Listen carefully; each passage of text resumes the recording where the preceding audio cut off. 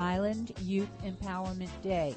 And the Lehman Center for the Performing Arts presents the exclusive New York City appearance of Cuba's legendary Grammy Award-winning dance orchestra, Los Van Van. They're coming in from Cuba with their Afro-Cuban, disco, and funk music. For tickets and more information, go to lehmancenter.org/events.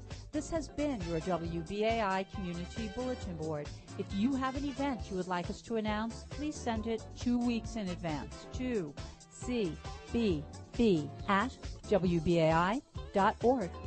Thank you, Rahman, for those announcements from the Community Bulletin Board. Before that, we heard the Jordan Journal with Howard Jordan here on Fridays starting at 3 p.m.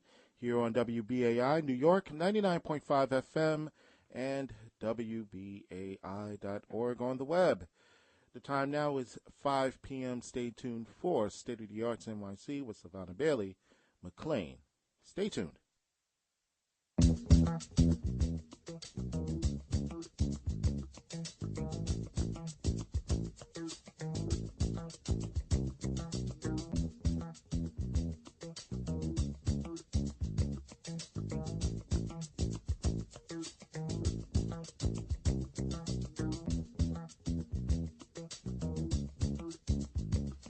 Good evening.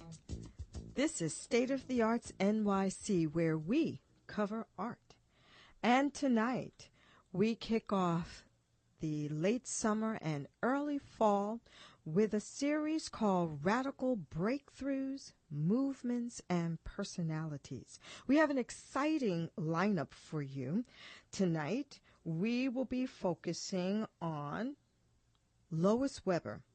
And we have here with us Joe Uransky, who is representing the Film Forum and the series that they are doing on Lois Weber. We will have joining with us textile artist Sherri Lynn Wood and fabric specialist Atim Oton. They will be talking about the use of fabric, particularly since New York is going to launch its first New York Textiles Month in September. We will have Amelia Peck, who will talk with us. She represents the Metropolitan Museum of Art, on Candice Wheeler, who is a breakthrough woman in interior design and fabric. We will also have with us, and I'm very excited about this, Akili Tommasino. He is the Curatorial Assistant in the Department of Painting and Sculpture at the MoMA. And he will be talking to us about Terry Atkins and the Lone Wolf Recital Corps. This is a very exciting program that we have for you this evening. We are focusing on the different current events that are going on in the country and how people are looking at ways and alternatives and how we could get along, how we can learn from each other, what we can do to become a better nation. So with that said, we're going to start off with our first guest, Joe, and I just wanted to say to Joe, thank you so very, very much for joining us. Thank you, Savona. I'm very happy to be here, especially to talk about a very forgotten and undeservingly so female director, probably the most important of the first half of the 20th century, with a career that lasted 27 years. Wow, that is really exciting. I was very impressed. I was, surfing the net, looking at different things, and then I saw the Film Forum was doing this series, and it, caught me by surprise. I wanted to learn more, and I like the fact how they have live music to accompany the silent film. But then when I kept reading about Lois Weber, I was so intrigued that I said, I got to get these folks onto the show to talk about her, because she was this amazing person that was doing so much, but yet so few of us know anything about her. In her time, she was very well known. I mean, she started in films in 1907. She and her husband went to work with Reliance and also Rex, and making one-reel films, which is 10-minute short films. And for any of the audience listening, you could go to the Performing Arts Library at Lincoln Center and see either the Japanese Idol or Fine Feathers, which were made in 1913, which have color, no music, unfortunately, on the track.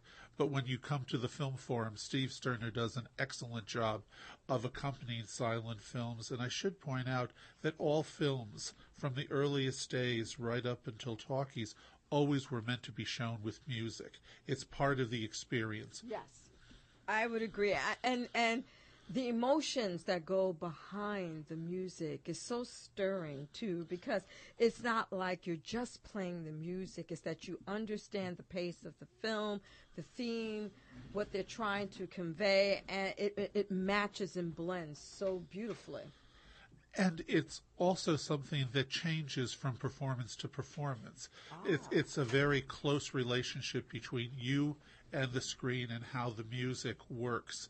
And if the musician is not getting the proper response, he will change his way of performing so that no two performances are ever the same. Very interactive before we actually use the word interactive. Very much so. And with one of the great things about Lois Weber was that in her heyday, she covered many unusual topics. Mm-hmm. She was famous for bringing out films that dealt with capital punishment, drug addiction, racial intolerance, contraception, both sides of the issue, as well as equal wages for women, a disregard for education, and the new consumerism that came after the First World War. Wow, that is like so contemporary right now. We're dealing with those issues right now. And she turned these out, and she was also tremendously popular and successful. And she was the only woman ever to be elected to the what became the DGA back in the teens. In fact, after she was... Let our audience know what DGA means. Directors Guild of America. Yes, I'm sorry. Yes.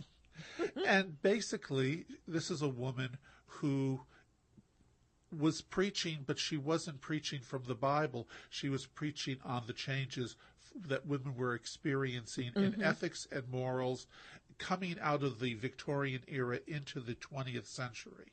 Yes, and I like the way how she used not just the films, but the look of the films to tell the story. It's like I saw a short snippet of Shoes.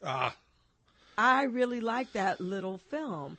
And, dealing with certain things that we're dealing with today, worrying about envy, jealousy, poverty, how do you, social climb, all of that was in that little film that I thought was, quite well done. In fact, because I looked at it, the look of the film itself too was very, very, very good and very clear, and it was simplistic, but yet you can follow along this story that was done how many years ago? Perhaps 70, 80? Shall we try 90? Wow, 90 years ago. And again, it also resurrected the leading woman, Mary McLaren, who appears in that film. She was considered a very poor, she's not a particularly good-looking woman, but she becomes a major player at Universal Pictures at the time. But we are very fortunate that coming up on Saturday, September 16th at 3 o'clock, we have one more in the series, and possibly the most interesting one for your audience. Yes. The Dumb Girl of Portici, starring the international ballet star Anna Pavlova, who was marooned outside of Russia because of the First World War. Wow. She was touring with her company when the war began, and she couldn't get back to Russia. So she continued elsewhere, came to the U.S., and she was approached by Universal and other film companies, and she chose Lois Weber to direct her only feature film, which is a strange film. In its time, everyone in America would have known the story. It's a 17th century melodrama about the Spanish taking over Naples and the atrocities that are occurring there. Anna Pavlova, by the way, the word dumb girl means mute, not stupid. Anna Pavlova is the sister to Rupert Julian, who later would go on to direct Phantom of the Opera in 1925. And he leads a revolt against the Viceroy of Spain.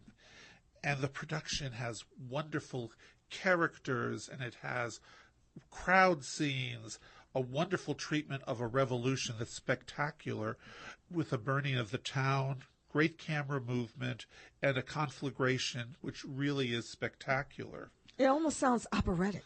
It is. And I have to admit, there's also, for film buffs out there, a wonderful treat. While the film was being first shot in Chicago and then in Los Angeles, Lois Weber chose a very new actor who was appearing in Chicago for a little bit. And he plays one of two vagabonds trying to throw Rupert Julian out of his beach shack. And it turns out to be Boris Karloff. Oh. Recognizable, but very young. Oh, my God. That is really a great treat. And the film is wonderful because the big point is that its biggest draw and its drawback is its star, Anna Pavlova. The drawback being that she had no previous acting experience. And she does what any dancer does on stage. She utilizes her whole body in expressing thoughts, which excludes using close-ups of her very beautiful face. But even with this, we have two musical numbers, actually dance numbers, over the main titles for the first time. You have superimposed Anna Pavlova's legs on point, dancing for 2 minutes while the titles of the film come on. And later on a beach in Southern California, we have her dancing the tarantella with a cast of hundreds. Oh, my God. This is really not. I'm so glad I stumbled upon this, because I know Film Forum, is just known for doing a lot of breakthrough films and documentaries. And this is one of those series that I have to say is a major breakthrough. I mean, we're dealing with the same issues of today, politics. We're dealing with social issues of the day. We're trying to find ways to communicate. In the past week, there's been a lot of that going on. And so to see this woman, and that's important, this woman make these films and talk about the issues in a very eloquent and beautiful way, I think it's wonderful and stirring for all of us, hopefully inspiring as well. It really is. And one of the key things is that there were a lot of women that were directing at this particular time. At Universal between 1911 and 1919, over 30 women were directing films, some to a greater or lesser extent. And then World War I ends, and the men in the film industry discover there's money in that celluloid, and they closed ranks, and they basically eased everyone out except Lois Weber and one woman, Dorothy Arzner, who squeezes her way in the middle to late 1920s. But everyone else is let go. Wow. And that was also true in all the other departments, so that women who had been integral from the earliest days. In fact, the first female to create a narrative film was Alice Guy Blanchet back in 1895 in France. Wow. Up to that point, they were just doing reality films, trains coming in, people leaving factories. But after 1920, 21, women are just down to writing scenarios, editing films, cutting films, and acting in films. No longer are they people in control, except Weber, who continues till 1934. Do you believe that was because she partnered with her husband? Was that at least a little bit of a help? Well, that's sort of interesting because from all accounts, Philip Smalley did nothing except sit on cushions and flirt with the young ladies that were appearing in the films. And this is recorded by everyone from Henry Hathaway, who knew the couple. And basically, he really, even though they worked together and they actually had this wonderful camaraderie from 1904 to 1921 when they divorced. She was the power. She was the brains behind the operation. Mm-hmm. And unfortunately, many of her films were destroyed in 1948 when Universal Pictures decided that they didn't have enough vault space to store their materials, and they went through and they basically destroyed most of their nitrate silent films, which were perceived to have no value whatsoever. For what it's worth, the Christie brothers did check with directors and with stars to see if they wanted a copy of one of their films at cost before they destroyed the negatives, but they did toss out basically their history. That's incredible. That's so short-sighted, too. But, the industry was always a business, and what was perceived as important were the literary rights of a film that could be reutilized for another production. In fact, when you made a remake in the earlier days, they destroyed all prints of the earlier version of the film, so no one could say, well, we really like this film, but the earlier version was so much better. If the film is gone and destroyed, then you cannot compare it. And a classic example would be, getting off topic, Cecil B. DeMille, when he left Paramount in 1925, part of his parting package was to take one copy of every film he made since the early teens, and 6 of his films had already been remade, and his copies were gone. My goodness. Yeah. My goodness. Because, see, I love film, too. And I like certain remakes because it allows you to see the same story but a different time period. I think of The Man Who Knew Too Much. There were 2 versions of it that Alfred Hitchcock did, and I liked both versions, but they're different. Yes. The story is the essence, but they're different. And you have the one where you have the mountain scenes and the snow and all of that going on, and then you have the version with Doris Day and Jimmy Stewart, which I think is fantastic. You have the storm cloud cantata that's in both versions of the film, but I loved how Doris Day did Que Sera, Sera, and I felt she should have been a serious actress and not one doing comedies. I thought she was a fantastic serious actress, but by seeing those, you got to appreciate it, and it's no different than the film I saw. Now I'm forgetting the name of it. It was the one with Sandra Dee in it, and Imitation of Life. Imitation of Life, 2 versions of it, which I liked. I liked both versions of the film. So sometimes seeing the remakes by some of these magnificent film directors offered you this different perspective. So what they did was not just destroy history, but understanding and perspective and technique as well. Well, also they were very concerned that if you a copy appeared somewhere, they would persecute the person who had it, saying this belonged to the studio, and this happened a number of times in the 40s and 50s, where people who were trying to keep these films alive were going against the current administration of the studio and legal talent who wanted to imprison them. That included people like Roddy McDowell, and here in New York, Professor Bill Everson of the NYU Film School.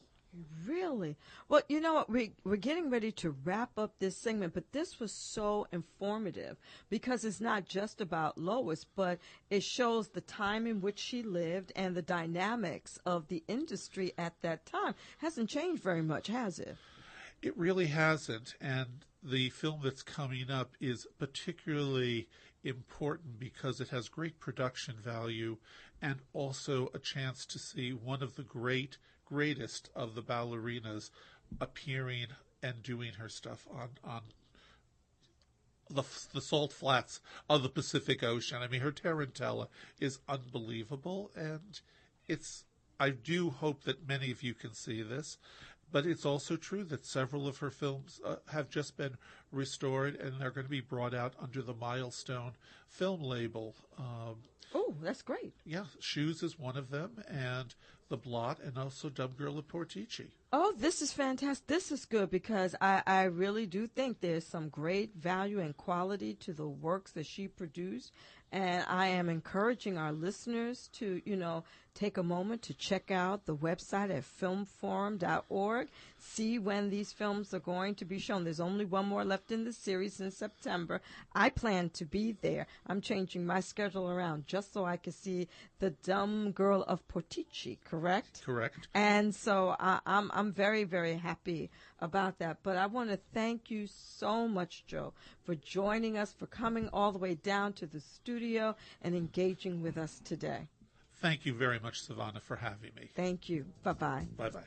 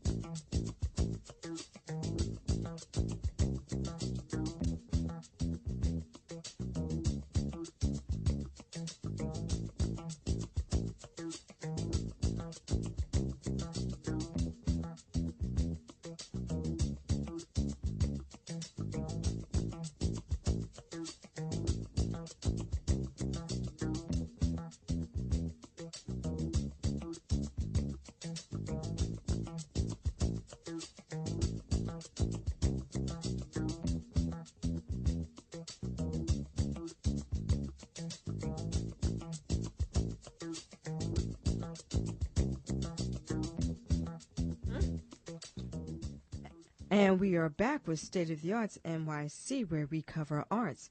We just had Joe Uransky, who is representing the Film Forum and their series on silent filmmaker Lois Weber, who was a breakthrough artist during the early 1900s through the 1920s with her very beautifully produced films, and they are going to be showing the last in their series on September 16th, where you can see The Dumb Girl of Portici.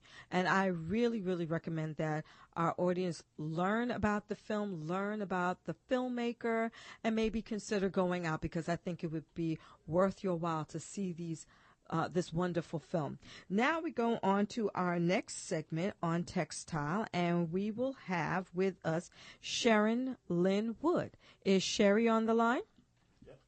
Sherri, yes, this is Sherri. Hi, Sherri. How are you, Sherri?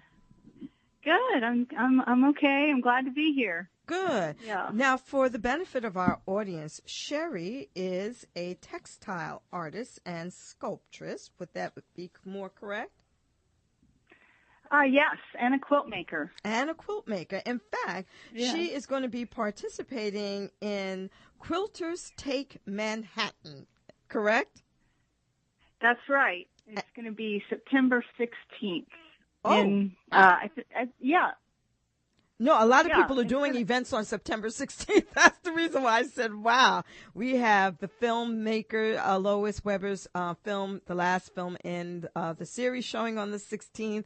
There's a lot of events going on, so that's why I was taken aback. But that's fantastic, because fall is coming, and people are gearing up, and they're, doing a lot during this particular season. So, Sherri, for the benefit of our audience, tell us, because I like this story, how you started to get into quilting.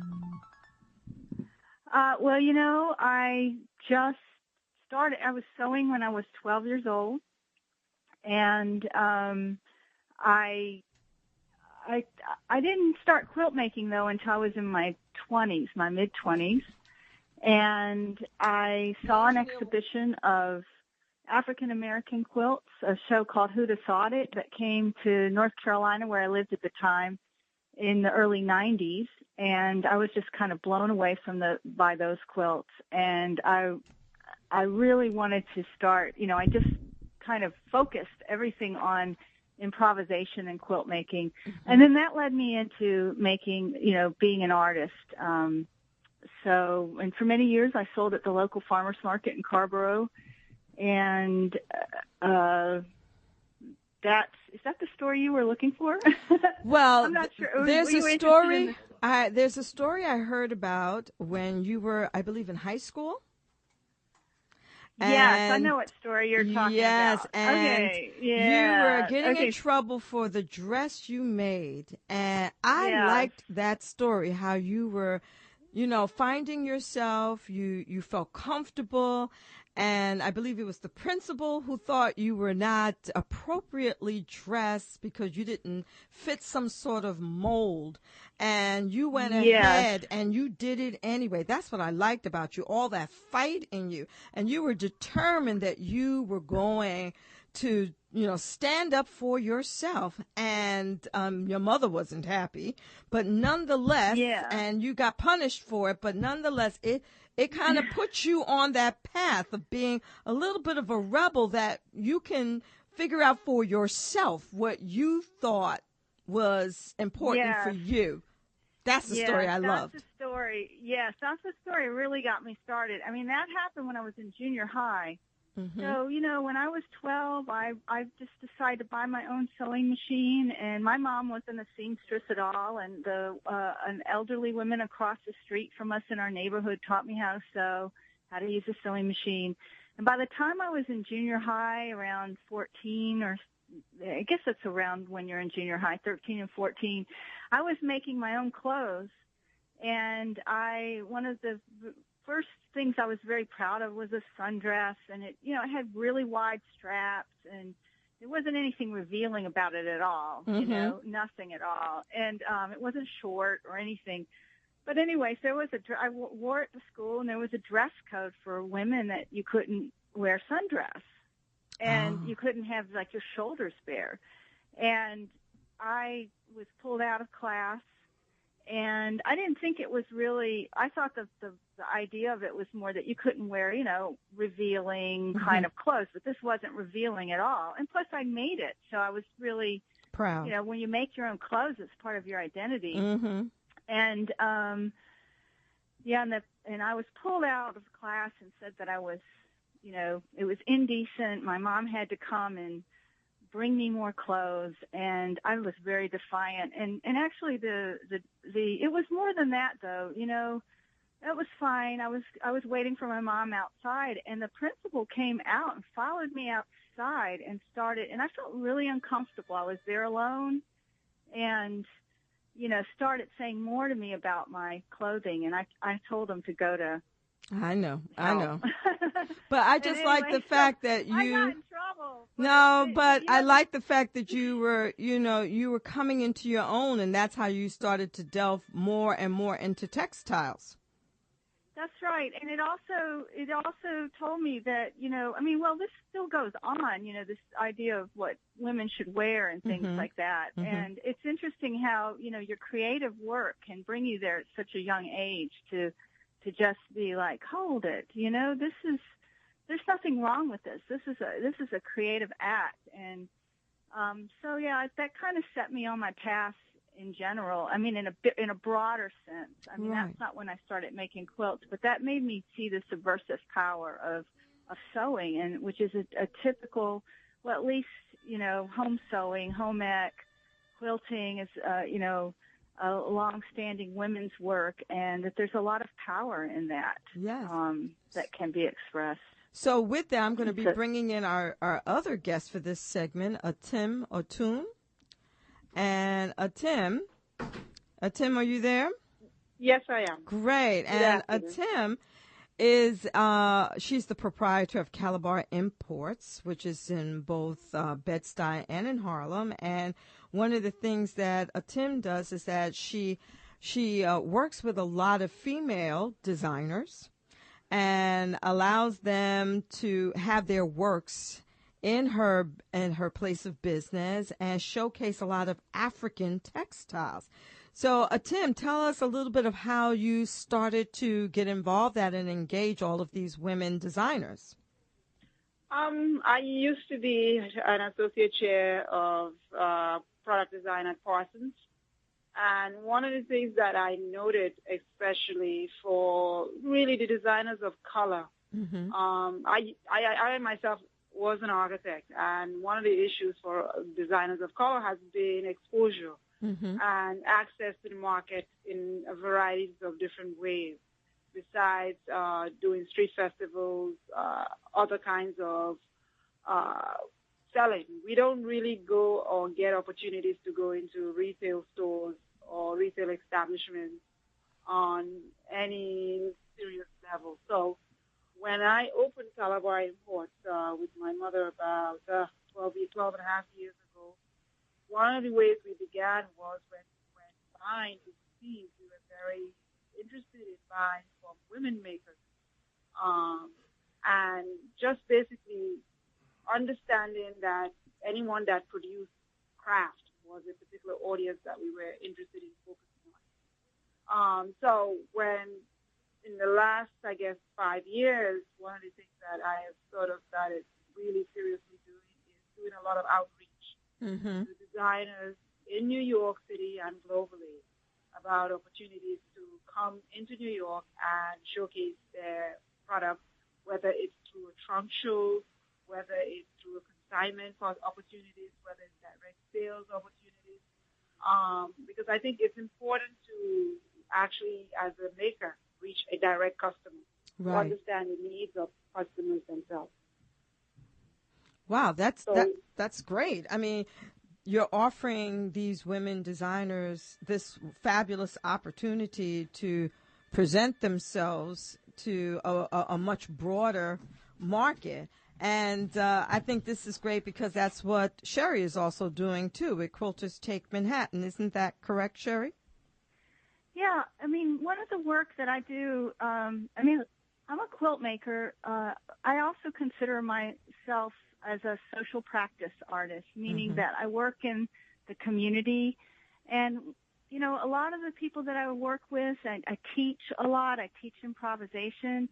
And a lot of the women that I work with are very used to work, fixed patterns, following external directions to create a quilt. And what I'm teaching them is how to improvise and how to think more flexibly about pattern and how to find their own authority with following a pattern. So instead of following somebody else's pattern, they're learning how to, access their internal guide to create patterns. And this is a completely different mind shift. And hopefully that, the way we make patterns in our quilts can also affect the way we make patterns in our lives. So having, empowering people to find their own authority and what they choose, because improvisation is all about choice and the responsibility of that choice. And so in a way it's subversive because it's through a hobby, it's through a craft, and the Quilters Take Manhattan will be all of these quilt makers from mostly the Northeast, but that whole general area will come in. And so this is kind of my goal as an artist, is to help people learn how to access their own voice in their creative work. And this community in particular. But let me break into Atim, because Atim, she's been doing that too with African textiles. And why don't you tell us a little bit about the African textiles you've been able to present, Atim? In general, I think that one of the things for African textiles is really coming to a place where you have to really organize and reclassify it. I think the history of African print textile, which is originally coming out of Holland, one of the conversations I've been having is that if you actually look at textiles, we come as Africans with a range of textiles. The major textile that seems to have taken over the industry has been primarily African print textile out of Europe.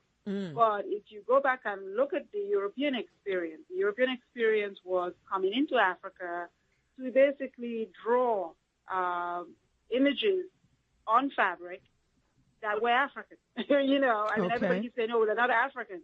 Well, how is soap that shea butter, not African.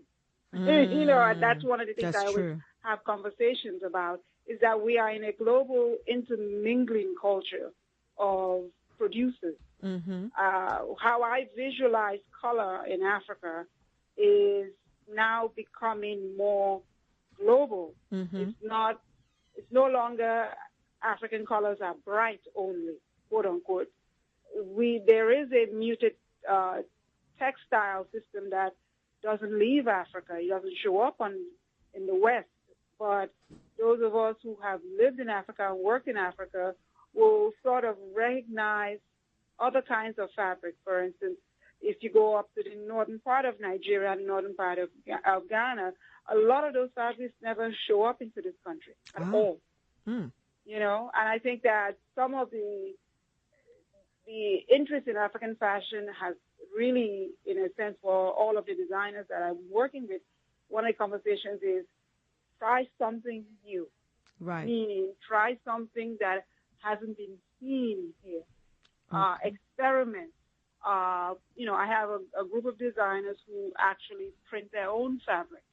That's because it's important to control your process. And ownership of a print or your own fabric, really sort of sets you apart from somebody else, because nobody else gets to say, okay, I can find that fabric. All right. When I, originally used to go shopping in Nigeria, one of the things was if I went into a factory, I didn't go to the front of the factory. I went to the old 1970s prints that used to, what I sort of grew up on. Okay. So my visual sense of beauty is in that space.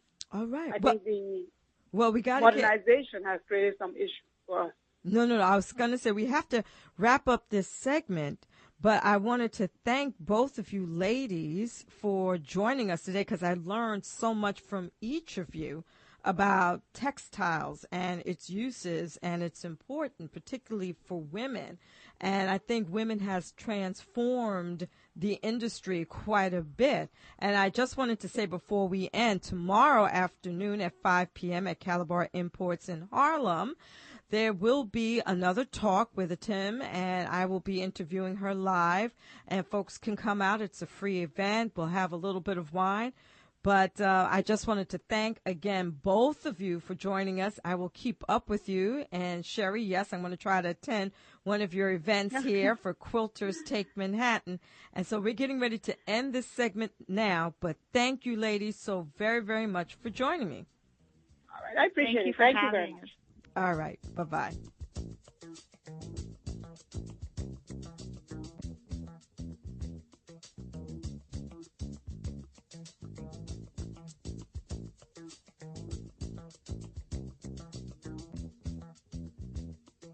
And we are back with State of the Arts NYC, where we cover arts. And we're getting ready to start our next segment with Amelia Peck. She is with the Metropolitan Museum of Art, and we're going to be talking about Candice Wheeler. So, Amelia, thank you so much for joining us. Oh, well, you're very welcome. Oh, I am very impressed by Candice Wheeler. I know that the Metropolitan did an exhibition on her several years ago, but her story is still very compelling to this day. And what she did, starting with saving wives from the Civil War. Well, she was kind of an amazing woman. She didn't really even start her career till she was middle-aged. She grew up kind of traditionally and married at age 16, so didn't have much education, went to sort of lower school, I guess. And she got somewhere around the Civil War. There were some personal things that happened to her, and she became very aware that there were many, many women out in the world who suddenly were left without a way to support themselves, because this is 1865, and in that period of time, women were traditionally supported by their husbands or their brothers or their fathers, but no women went out and made a living for themselves. And she realized that although she was not really politically a suffragette, that she felt very strongly that she had to do something to help all these women who had no way to make a living for themselves and were really struggling terribly. Mm-hmm. And how did she start getting involved with textiles and interior design? I know it was later in life, but I mean, I've seen some of the floral designs that the Met sent to me, and they're beautiful, and the color schemes and the details of it. When did she begin doing all of this? Well, she was an amateur painter from early on, and she was also a clothes maker. And the funny thing, I was just listening to Sherri Lynn. There is a famous story where she was just beginning to sort of find her own and apparently made herself like a green velvet dress with purple trim, and everybody made fun of her because they were like, you know, what are you thinking? These colors clash, whatever. But it must have sensitized her in some way. But she and her husband lived in Brooklyn and were involved with a lot of artists in Manhattan who were just their friends. They just happened to be friendly. And so she began to be taught by these, actually all men, basics of flower painting. That was what she liked doing, floral painting. And that eventually translated into her floral designs for her textiles. Wow. And she, at one point, was working with Tiffany, correct? And they were in partnership with each other. Yes, Tiffany was one of the people that she was friendly with in this sort of small group of artists. And Tiffany had this idea that it would be really, they had been working together in a charity, essentially, a women's charity, where they would ask women to send in various handiwork, and then they would decide if it was artistic enough to sell at this thing they had called the Society of Decorative Arts. And neither of them really liked the concept of this because Candice felt it didn't have a large enough scope, that it shouldn't just be artistic things, that women who could make a great pie should be able to sell things, not just something artistic. And Tiffany was, I think, frustrated with the limitations as well. And so he came up with a scheme that she and he should start a decorating business. She would do the textile part, and he would do the colors and the glass work and the things that Tiffany is famous for. And eventually they also brought in their friend Lockwood DeForest and painter Samuel Coleman. And for a few years, they had something called Associated Artists, which the best place to see their work would be the 7th Regiment Armory on Park Avenue. The big, huge, what they call it, the medals room, I don't remember, but there's a huge interior in there that still shows their work, and it's just extraordinary. So if anyone would like to see it, that's a quick and easy place to go and look. Okay. Oh, that's because now the Park Avenue Armory is like the place to go. The place to go. So on the Upper East Side for exhibitions. So check out Candice Wheeler at the same time. I'm going to be there for Tifa. So I'm going to kind of give them a call to see if I can get to see some of Candice's work. I mean, this is really great. And she seemed like a very humble woman. She came from a very religious family, and she was able to still do these sort of innovative sort of designs. Yeah, she came from an interesting family. Her father was the first one to encourage her artistic nature, but her father was quite strong and quite rigid, and they were very much an abolitionist family. And when she was growing up, they never wore clothes made of cotton because it obviously was a slave product, and they didn't use sugar. They had very strong moral standards, and I think that's probably what started her looking more broadly for who she could help in the world, because she had always been brought up that you should be helping and not supporting bad causes. And so by the time she finished with Tiffany, after about 4 years, she decided another way that could be very helpful was to start her own women's-run design firm. So she went from working with men to working only with women, and most of the women that she used were just coming out of art school, and she wanted them to gain a real skill so that once they left her firm, they could go someplace else and design textiles, design wallpapers, do interior design, and she launched quite a few careers that way. Well, and her firm lasted for many years. Well, I want to thank you so much, Amelia, for joining us.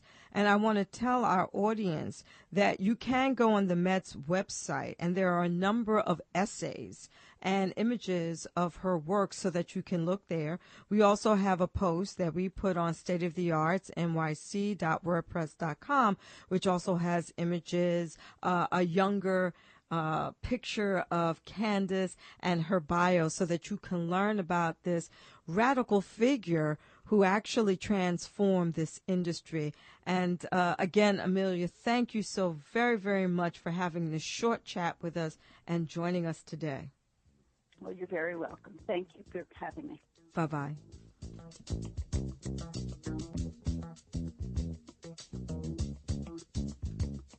And we are back with State of the Arts NYC, where we cover arts. We just had a segment on Candice Wheeler, and now I am very excited to have Akili Tommasino, I hope I'm saying your last name correctly, Akili, who is joining us to talk about Terry Atkins. Hi, Akili. Good evening, Savona. It's Akili Tommasino. Pleasure to speak with you. Yes, and I'm so excited because I really, really admire Terry Atkins, who is no longer with us, but his artwork is just so beautiful. And what was interesting for me about him is that he grew up in a musical family, but then decided to dovetail into visual arts. And two of his mentors was Aaron Douglas, who was a pivotal figure in the Harlem Renaissance, and also Martin Puryear. And last year, we did a big segment on Martin Puryear, and when he produced his first big public artwork at Madison Square Park, The Big Bling. So this is really wonderful for me because we're tying in people together and their influences, and I just thought that Terry Atkins was this great figure who then decided to incorporate music and poetry in these recitals with his exhibitions. And you're revitalizing all of that again. So tell us about it. Yes. So I'm glad that you mentioned Terry's mentors because so much of his work is about celebrating the legacies of great historical figures. So he himself being a product of a great legacy of important Black artists who have a concern for history, and reflected it in their work.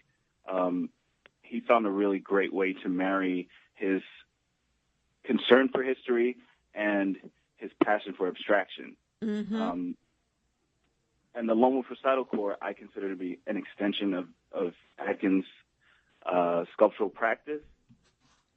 The show at MoMA, which opens tomorrow, will be the first exhibition to reunite the multidisciplinary performance collective, which Atkins founded in 1986 while he was on a residency in Zurich. It's called the Lone Wolf Recital Corps, which sounds like a bit of an oxymoron, but the tens of creatives that Terry assembled around him, who are primarily known as visual artists or as poets, writers, musicians, all assembled within Atkins' sculptural exhibitions to activate them. Yes. And so the name really reflects their working method. And I mean, you got some big names that are now joining the Corp. You got Sanford Biggers, who I'm trying to reach. He's all over the place, and I can't catch him. You got Dred Scott. He's going to Rome soon. Dred Scott. We had him on our show last fall. He is a marvelous artist, and I have been keeping up with him for years. You have a lot of other musicians that are participating in this. This is quite exciting. Did you select all of these different artists to revitalize the Corps? Well, actually, Terry, the Corps has a revolving membership. Mm-hmm. So the Corps each performance consisted of a different group of people that Terry would call together to perform with him. So I really looked into the history of the group and into past recitals, Mm-hmm. which a recital is what Terry's term for his multimedia, multidisciplinary performances, which incorporated his sculptures, some of which are actually playable as musical instruments and incorporate parts of sound musical instruments, video, music, and choreographed movement and spoken word. So I looked into the sort of loose archives of the Lone Wolf Recital Corps to invite people who have performed with Terry in the past. And at the center of the Lone Wolf Recital Corps is a sort of fraternity or secret society of sorts called the Sacred Order of Twilight Brothers, which all these people are a member of. So I relied on the more permanent membership of the Sacred Order of the Lone Wolf Recital Corps to invite people to perform. But I also relied heavily on two artists in particular, Kamau Amu-Patton Mm-hmm. and Clifford Owens, Oh, who were wow. both members of the Lone Wolf Recital Corps and Sacred Order of Twilight Brothers, and they were my point of access to the others in the group. Oh, well, this is amazing. Now, when will the performances take place at MoMA? So the show opens tomorrow, but performances are mostly clustered next month Mm-hmm. towards the end of the run of the show. They begin on September 18th, Mm-hmm. and there are 5 performances from the 18th through September 30th. Okay. And there's also a talk with Charles Gaines, Kamau Amu-Patton, Clifford Owens, and Valerie Cassell-Oliver. So it was very important for me to invite a group of artists that would demonstrate the intergenerational nature of Mm-hmm. the Corps, as well as the wide range of disciplines of artists that Terry collaborated with. This is great because it's like you're really capturing almost a period of time, but then moving it forward to present day with some of the newer artists that are now a part of this rendition of the Corps. And it's mixed with the artwork that you're also showing. How much of this new music is being inspired by the exhibition that you're presenting starting tomorrow? So actually many of the works in the show were featured in previous Lone Wolf Recital Corps recitals. I'll say that all the sculptures in the show are by Terry Atkins, Mm-hmm. but they're collaboratively activated. And that's kind of, I think, the beauty of the Corps is that, yes, there's this one force behind it. But Terry was so generous that he invited his contemporaries and his students, in many cases, to perform with him and to complete his work in a way. One example that comes to mind most strongly is a work called Last Trumpet that consists of 4 18-foot-long horns Mm-hmm. that Terry fabricated with found sousaphone parts and found trumpet parts. And they're 4 horns Terry would conduct, but, one man can't play 4 horns. Right. The work has to be activated by the Corps. And that, to me, really exemplifies the ethos of it.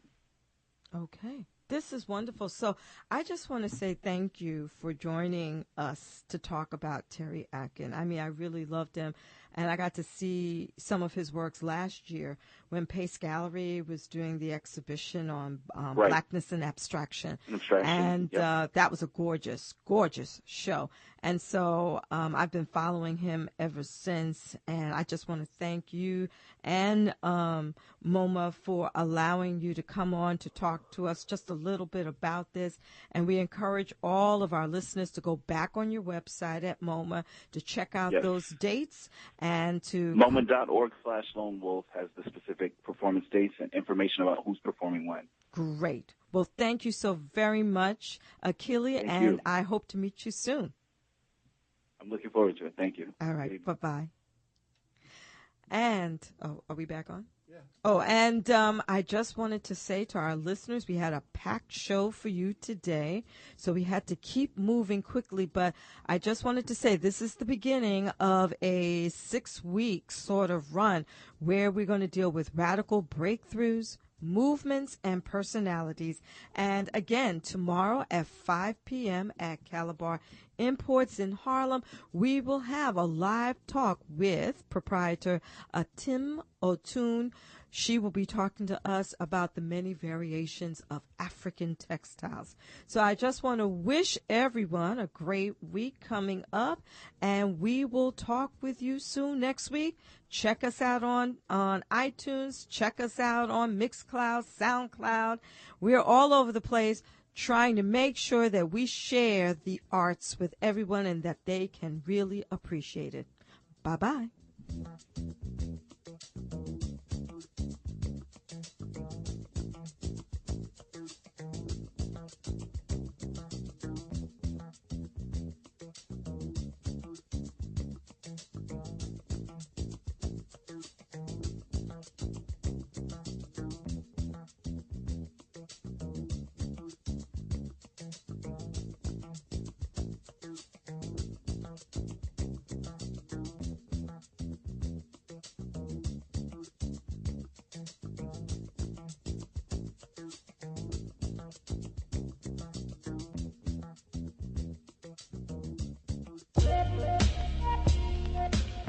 A lot of folks like to bash the mainstream media. Those same voices rarely offer an alternative. Lucky for you, you found the alternative already. You're tuned to it right now. Hi, my name is Reggie Johnson, and I'm the host of From the Soundboard, which airs Wednesdays at 3 a.m. WBAI is a listener-supported commercial-free radio station that loves to challenge the norms and defy them. But in order to keep providing you with groundbreaking conversations and unique arts content you rely on, we need your help. Donate by visiting Give to, that's the number 2, WBAI.org, or pledge right from your smartphone by texting the letters WBAI to 41444, and thank you for your support.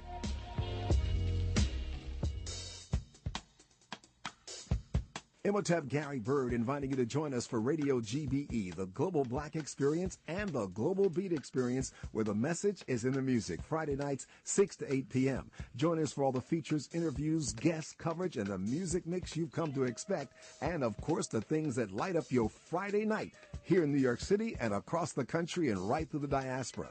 Pass the word. Bird is flying high in the New York sky with Radio GBE, radio in the key of life. Friday nights, 6 to 8 p.m., right here on WBAI 99.5 FM and WBAI.org. There's gonna be a meeting. Come on. Old-fashioned meeting. The Community Advisory Board for WBAI will hold its regular meeting on Sunday, August 20th from 1 p.m. to 3 p.m. in the atrium lobby of Deutsche Bank, 60 Wall Street in New York City. The CAB is a volunteer group of interested listeners who meet monthly to gather public comments and ideas as to whether the programming and policies of the station meet the specialized educational and cultural needs of the communities of Metro New York, New Jersey, and Connecticut. The public is welcome, and we encourage WBAI listeners to make an effort to attend. Again, come out Sunday, August 20th, 1 p.m. to 3 p.m. at the Atrium Lobby at 60 Wall Street. Somebody gonna get up and speak in tongues tonight.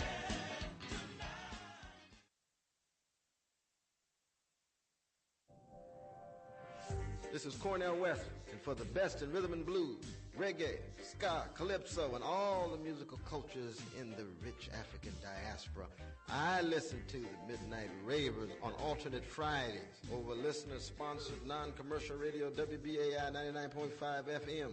The Midnight Ravers, where every show is a special show.